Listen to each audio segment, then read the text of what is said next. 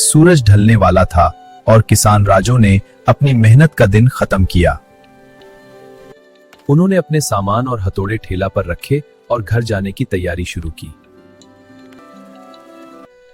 घर पर उनकी बीवी मीना परेशान थी क्योंकि रात बड़ी तेजी से अंधेरा कर रही थी। राजू अकेले सुंदर रास्ते से घर वापस आ रहे थे और चारों तरफ खामोशी थी। रास्ते में एक बड़ा और पुराना भोता दरख्त था जिसका मंजर भयानक लग रहा था। अचानक राजू को दरख्त से अजीब और खौफनाक आवाजें सुनाई देने लगी।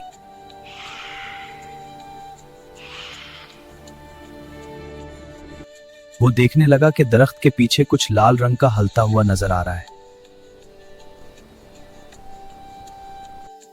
उधर उधर से एक साया सामने आया और वो खौफनाक मुस्कुराहट भरी आंखें चमकने लगी। वो कोई आम इंसान नहीं थी, बल्कि वो एक चड़ील थी जो अपनी लाल साड़ी में भारी लग रही थी। राजू को देखकर ऐसा लगा जैसे उसकी रूह खच गई हो। वो खौफ से थर-थर कांप रहा था।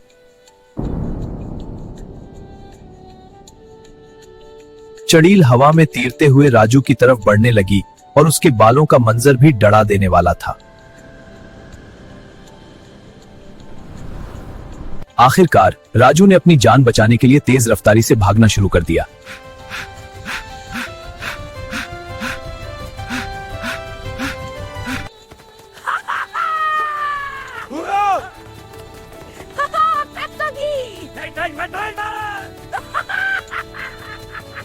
भागते हुए राजू का पांव जड़ी बूटी में फंसा, लेकिन वो गिरे बगैर भागते रहे।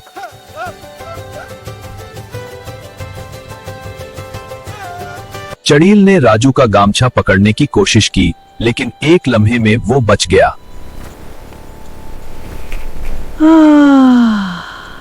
अब राजू थक चुके थे और उनके पैर फिसलकर वो जमीन पर गिर गए।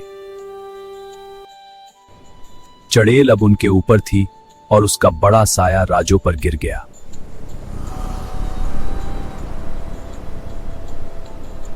अचानक रोशनी की किरण से मीना वहां मौजूद हुई। उनके हाथ में एक ताकतवर टॉर्च थी।